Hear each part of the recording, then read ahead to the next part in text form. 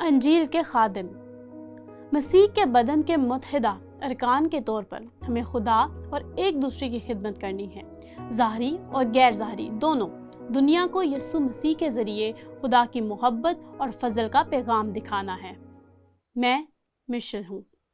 اب اس خط کے اس مقام پر ہم یہ دیکھنے جا رہے ہیں کہ پالوس نے ابتدا میں اپنی دعا کو جاری رکھنے کا منصوبہ بنایا تھا، خاص طور پر غیر قوموں کے ایمانداروں کے لیے، لیکن روح القدس نے اس کے خیالات میں خلل ڈالا، اور یہ دیکھنے کے لیے آپ کو پیچھے جا کر ابتدائی دعا کو دیکھنا پڑے گا جو وہ ان غیر قوموں کے لیے کر رہا تھا۔ اب یہودی ایماندار بھی شامل تھے، لیکن وہ ان غیر قوموں کے لیے ایمانداروں کے لیے دعا کرنے میں دلچسپی رکھتا تھا تاکہ وہ جان سکیں کہ یہودی ایمانداروں کے ساتھ ان کی کیا امید ہے۔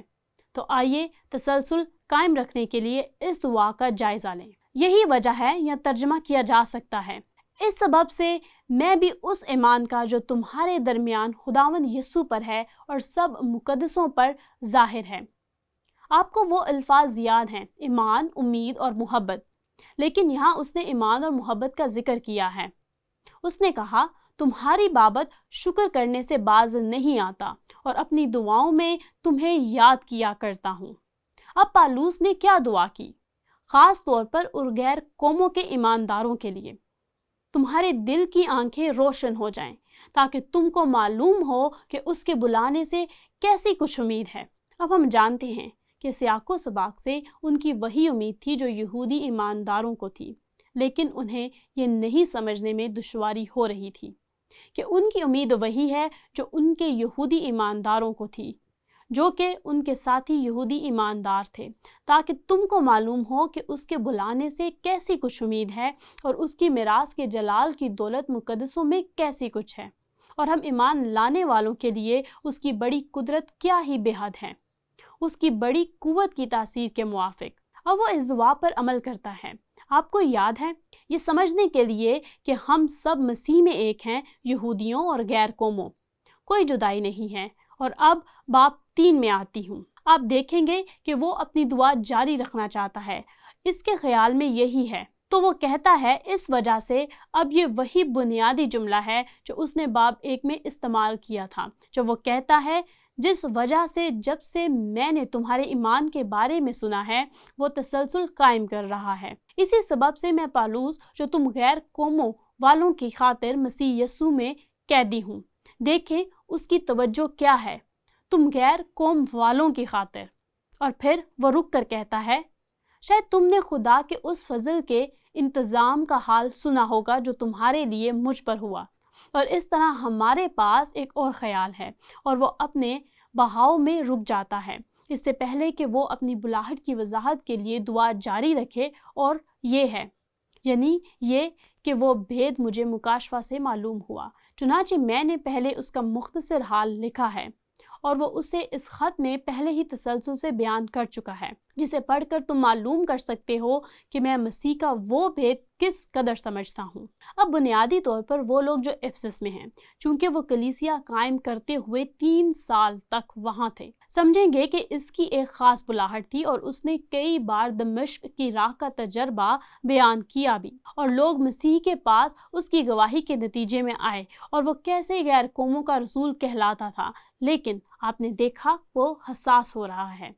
اور وہ اپنی تحریر میں صرف یہ کہہ رہا ہے، میں جانتا ہوں کہ دوسری ایشیائی کلیسیوں آپ اس سے بڑھ رہے ہوں گے اور آپ کو پوری معلومات نہیں ہیں۔ تو میں اسے دوبارہ سمجھاتی ہوں، میں اس خدمت کو کیسے سمجھ گئی، جو اور زمانوں میں بنی آدم کو اس طرح معلوم نہ ہوا تھا جس طرح اس کے مقدس رسولوں اور نبیوں پر روح میں اب ظاہر ہو گیا ہے۔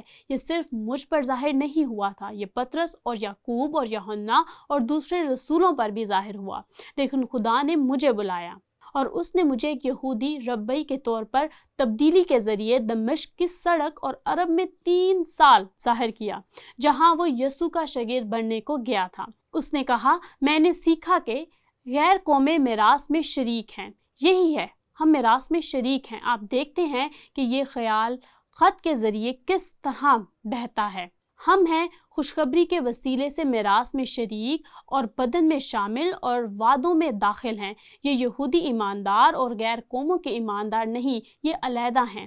ہم ہیں اور خدا کے اس فضل کی بخشش سے جو اس کی قدرت کی تاثیر سے مجھ پر ہوا، میں اس خوشخبری کا خادم بنا۔ اب اس نے اس دعا میں طاقت کی بات کی، لیکن وہ خدا کی طاقت کو اپنی بلاہٹ میں استعمال کر رہا ہے، اور وہ آگے بڑھتا ہے اور صرف کہتا ہے، مجھ پر جو سب مقدسوں میں چھوٹے سے چھوٹا ہو، یہ فضل ہوا۔ اور جب اس نے تیموتھیوس کو اپنے پہلے خط میں لکھا تھا، آپ کو یاد ہے کہ اس نے کیا کہا تھا؟ میں گناہ گاروں کا سردار تھا۔ یہ حیرت انگیز ہو کہ خدا نے مجھے بلایا۔ میں گناہ گاروں کا سردار تھا، میں ایک ستانے والا تھا، میں ایک گستاخ تھا، میں ایک مغرور آدمی تھا۔ یہ پالوس کے الفاظ ہیں۔ لیکن خدا کے فضل نے مجھے بچا لیا اور مجھے بلایا۔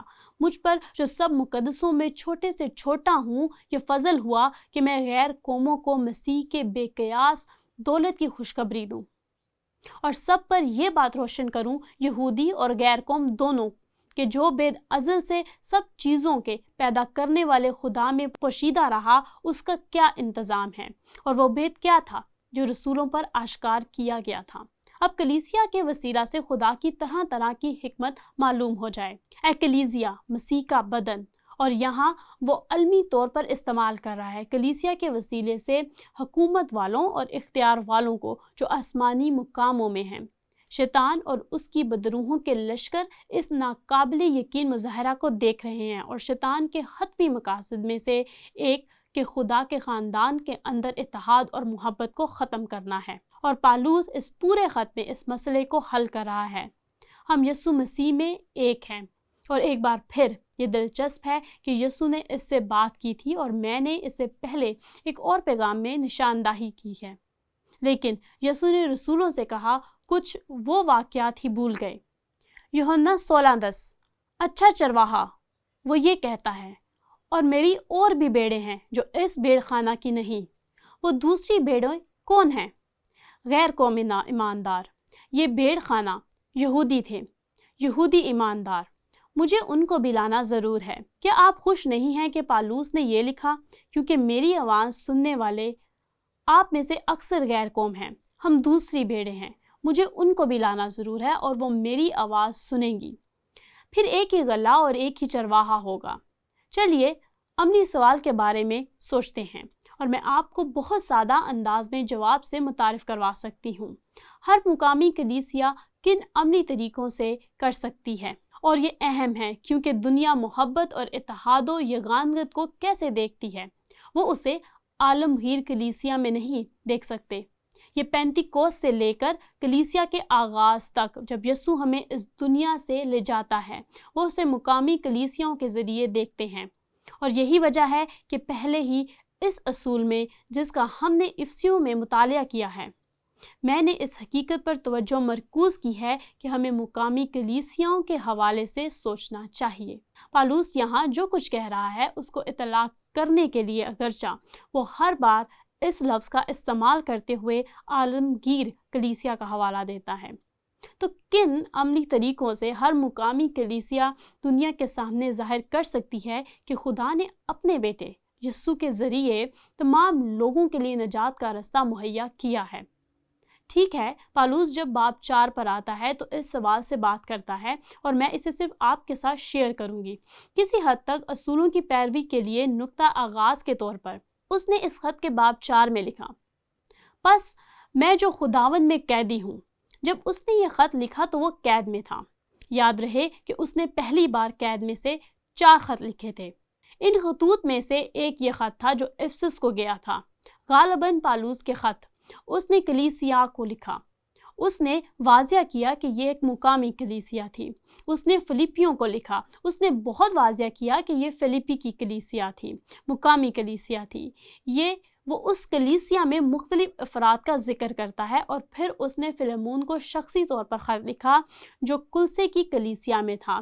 تو اس نے کہا، پس میں جو خداوند میں قیدی ہوں، تم سے التماس کرتا ہوں کہ جس بلاوے سے تم بلائے گئے تھے اس کے لائق چال چلو۔ اور وہ بلاہٹ کیا ہے؟ ہماری بلاہٹ یسوع مسیح میں نجات کے لیے یہودی اور غیر قوم دونوں کے طور پر۔ تو جس بلاوے سے تم بلائے گئے تھے اس کے لائق چال چلو۔ تعصب کی بنیاد کیا ہے؟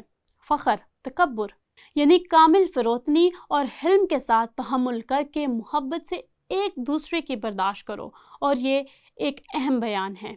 اس سوال کے جواب میں ایک بہت اہم بیان جس کے بارے میں ہم طویل عرصے تک بات کر سکتے ہیں کہ یہ کیسے کیا جائے، اور اسی کوشش میں رہو کہ روح کی یگانگی صلح کے بند سے بندھی رہے۔ یگانگی صلح کے بند سے بندھی رہے تو یہاں یہ اصول ہے: مسیح کے بدن کے متحدہ ارکان کے طور پر ہمیں خدا اور ایک دوسرے کی خدمت کرنی ہے۔ ظاہری اور غیر ظاہری دونوں دنیا کو یسوع مسیح کے ذریعے خدا کی محبت اور فضل کا پیغام دکھانا ہے۔